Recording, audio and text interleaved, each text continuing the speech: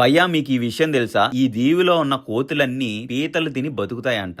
ఈ రోజు మనం లంకావీలో బైక్ నైతే రెంట్ తీసుకున్నాం భయ్యా. కేవలం 750 రూపాయలు మాత్రమే. ఈ రోజు ఫస్ట్ చూడబోయే ప్రదేశం వచ్చేసి బిల్లా మూవీలో స్కై బీచ్ మీద ఒక ఫైట్ ఉండిద్ది కదా, ఆ ప్లేస్ కి అయితే వెళ్ళబోతున్నాం. ఫస్ట్ కేబుల్ కార్ లోకి ఎంటర్ అవ్వాలంటే మన ఇండియన్ కరెన్సీలో 1750 రూపాయలు చెల్లించి స్కై బ్రిడ్జ్ దాకా వెళ్ళాలి. ఆగండి ఇంకొకసారి మళ్ళీ డబ్బులు కట్టాలన్నమాట. స్కై బ్రిడ్జ్ మీద వాక్ చేయాలంటే 350 రూపీస్ మళ్ళీ కట్టి ఆ స్కై బ్రిడ్జ్ మీద వాక్ చేయాలి. ఆ కొండల మీద నుంచి కిందకి చూస్తే అన్ని దీపాలు చిన్న చీమల్లాగా కనిపిస్తున్నాయి భయ్యా. ఈ టూర్ అంతా కంప్లీట్ చేసేసరికి 3 గంటలు అయితే పట్టింది. ఈ ఐలాండ్ లో కొన్ని హిడెన్ వాటర్ ఫాల్స్ అయితే ఉన్నాయన్నమాట. ఇప్పుడైతే మనం అక్కడికి వెళ్తున్నాం. ఇక్కడైతే జనాలు చాలా తక్కువ మంది ఉన్నారు. బేసిక్ గా ఈ ఐలాండ్ లో చాలా తక్కువ జనాలు అయితే ఉంటారు. లంకావి వస్తే పక్కగా వెళ్లాల్సిన ప్లేస్ వచ్చి మ్యాన్గ్రూవ్స్ అన్నమాట.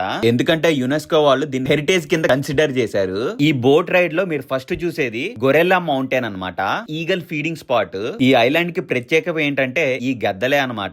ఈ ఐలాండ్ లో ఇంకొక విడ్డూరం కూడా ఉంది. ఇక్కడ 2 రకాలైన కోతులు ఉన్నాయి. ఒక కోతి ఏమో నాన్ వెజిటేరియన్, ఇంకొక కోతి ఏమో వెజిటేరియన్. ఒక జాతి రకమైన కోతి అయితే పీతల్ని మాత్రమే తినిద్ది, ఇంకొకటి అయితే ఫలాలు మాత్రమే తినిద్ది. ఈ టూర్ లో క్రోకోడైల్ కేవ్, బ్యాట్ కేవ్స్ ఒక అరగంట డిస్టెన్స్ లో మలేషియా థాయిలాండ్ బార్డర్ అయితే వచ్చేసాం భయ్యా. ఇదిగో ఇదే చూస్తున్నారుగా జియో ఫారెస్ట్. నాకు ఈ టూర్ అంతా కంప్లీట్ చేయడానికి 3.5 గంటలు పట్టింది. నేను సపరేట్ గా ఒక వీలాగ్ చేసి మన యూట్యూబ్ ఛానల్ లో పెట్టాను. ఒకవేళ ఇంట్రెస్ట్ ఉంటే వెళ్ళి లాంగ్ వీడియో చెక్అౌట్ చేసేయండి.